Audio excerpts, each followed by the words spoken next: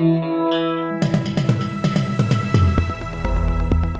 listening to the Betoota Advocates Weekly News Wrap on Desert Rock FM 96.5. Welcome back to the weekly Betoota Bulletin. A bit going on. ARIA Awards over the week. Podcast Awards next week. Right now we're in the second award season of the year. First one started the year with the Logies and all the real estate awards, which we also attend diligently every year.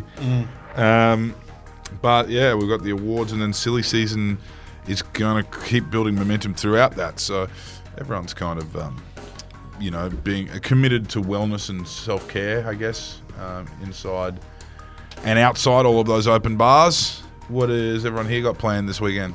Yeah, taking a break from watching industry people pat each other on the back and sink piss on someone else's dime, I guess. How about you, Errol Parker? Mate, golf on Saturday, then church on Sunday, then hopefully watching the Aussies get up over the wily Indians in the Cricket World Cup final. Be a slow start to Monday morning. You're not going to schoolies this year, are you? No. No, you got fired from the Red Frogs. No, I can't go there by court order. So You got fired from the Red That's Frogs. unfortunate. yeah, got fired from the Red Frogs. Apparently they haven't. This is worth taking to the Australian Human Rights Commission, that you can age out of the Red Frogs. I think so. I think you also should explore the possibility of Bali, potentially. Because there are plenty of kids that go to Bali and you can kind of have the same experience there. True. Possibly I could go to Byron Bay and hang out with the alternative kids. No, the upper middle class schoolies that some of the more finer things in life. What, they don't like going Getting away from the rush, going down to Byron Bay and hanging out with, like-minded people who are also Protestants, hanging out with, people like us. So they don't like going to the Goldie and staying in a flat with 6 people and drinking UDLs for 7 days net straight. worth might be a couple of zeros short for Byron Bay, Errol. Troy Sivan. Yeah, not like me, mate, where I went to schoolies at fucking Kapuka. Yeah. What'd you do, Clance? What did I do for schoolies? Mate, well, the day I was meant to go to schoolies, I got a union card and a wedding card. That's what happened to me. Yeah, knocked up my missus about a week out. We're having a bit too much fun during the HSC, and take her down to the river, and into the river we dive. That was my schoolies.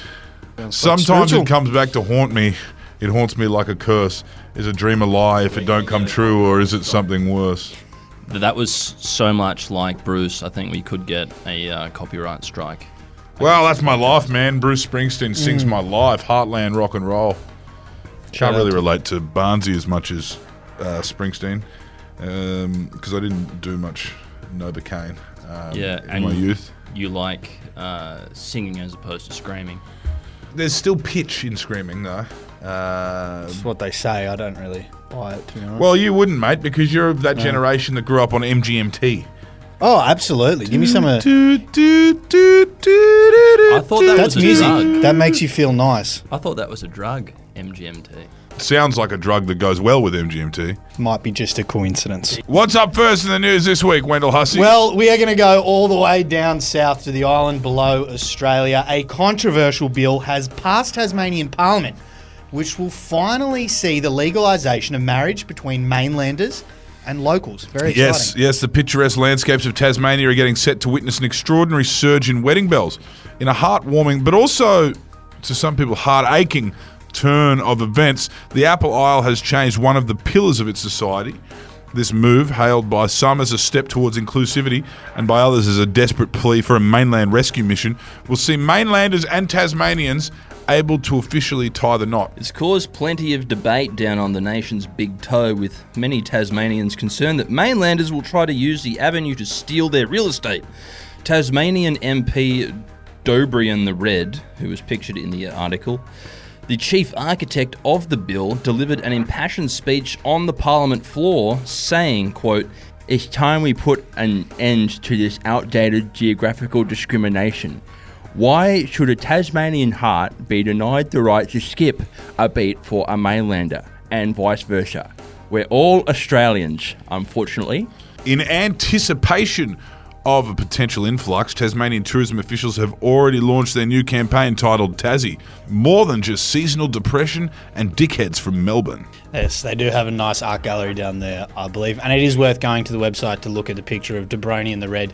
Very pointy ears. As they do down there in Tasmania. Do you know why that is, Errol Parker? Because they're elves. Yeah, I think so. Yeah, They're elfish, anyway. Isn't that where they filmed Lord of the Rings with all those locals? No, similar accents, I don't know. All right, we'll move along to some food and beverage product news. Solo is continuing its aggressive expansion into non-soft drink markets with the release of a new vape. In a move that has left many scratching their heads, Wendell Hussey, Solo, the iconic drink brand, has announced its pivot into the growing semi-illegal vape industry with the release of its very own line of Solo-branded vapes. The vapes, of course, follow the release of Hard Solo, which is essentially a soft drink for kids that comes with some sort of ambiguous grain alcohol in it. That's right, and despite uproar from parents and community in general, Solo have now doubled down by making a smoking device for kids. It tastes exactly like their favourite pub squash. In fact, it even advertises on the vape tastes exactly like the soft drink flavour. Only this time it's polluting their lungs with nail polish and nicotine. With a serious craving crushing hit, Solo vapes are expected to be available in tobacconists, barbers, McDonald's car parks, and in backpacks of the kids from Broken Home in the coming weeks. And we are hearing that there could potentially be a Solo gambling website in the works as well, which would be quite exciting. They're going to find a way for kids to be able to gamble online. So it should be pretty good. Punt Solo. Punt Solo, Solo Punt. There's a whole Punt. different raft of options there. Solo Hub. The lobbyists are working overtime right now. In Solitary isolation from your family and friends. Well, Slow down, Eminem. so that's where Bet Solo wordsmithing. comes in, or Solo Bet, because you are just by yourself betting alone. Well, you're not by yourself. Your wife's next to you. You're just leaning over the bed with the phone down the side of the bed. This is for kids, so they won't have wives or partners at That they this have to hide point. it They from. will just be isolating themselves from their family, if that makes sense. Okay, yeah, similar to the old reefer back Just in my as day. just as long as it's connected to one of their parents' credit cards. I don't think that's Plenty of any out of the ordinary, mate. So I think that's what they say in Rugby League 6 again. Plenty of in-app Play on. purchases. Yeah, fucking oath. All right, what else is in the news? Well, speaking of predatory platforms, we've got a story from the financial world, and the headline reads like this. Which bank can make a quarterly profit of $2.5 billion during an economic crisis? CommBank can.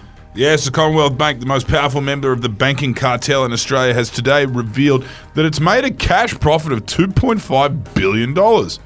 While $2.5 billion seems like a pissy amount of coin compared to the recent earnings of Westpac and ANZ, the amount is actually only the quarterly year profit. Yeah, so let's not get ahead of ourselves here. However, given the bank is making a disgusting amount of money off interest rates, which are going up and kneecapping the home-owning class, the people behind CBA's ads are really struggling for a feel-good campaign this year. Yeah, obviously famous for their feel-good campaigns, the one that make you feel nice and warm and fuzzy.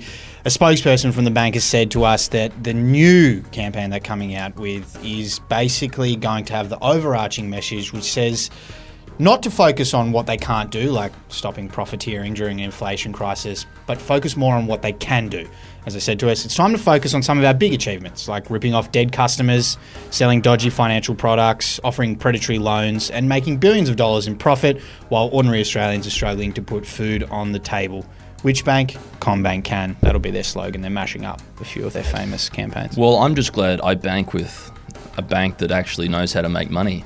Not like you, Clancy Overell, having to bank with the Diamantina Credit Union. Yeah, look, it's been good to me. There's also a trade union aspect to this fund.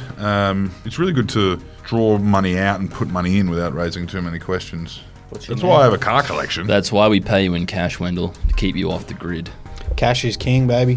Now, we're going to finish up with a bit less of a serious story. And again, the headline reads like this. You! Mate who dropped out in year 10, coming to schoolies anyway. A milestone celebration that combines the Aussie love of underage drinking and overage drinking. Schoolies is usually celebrated by year 12 finishers in the Gold Coast or another coastal place where the kids can be easily parted from their parents' money. On a group chat titled Schoolies, you! Chat members were surprised and delighted this week to see their former peer Blake Tangent added to the chat. Yes, Big Blake finally got around to organising a week off from his boss and is set to join his mates for a disgusting weekend of letting their hair down. While all of the group have organised flights, Blake says he'll happily drive the 12 hours each way in his heavily indebted, refinanced work ute. Good on you, Blake. I think you'll find it's leased, but anyway. Least. Yeah. Good on him.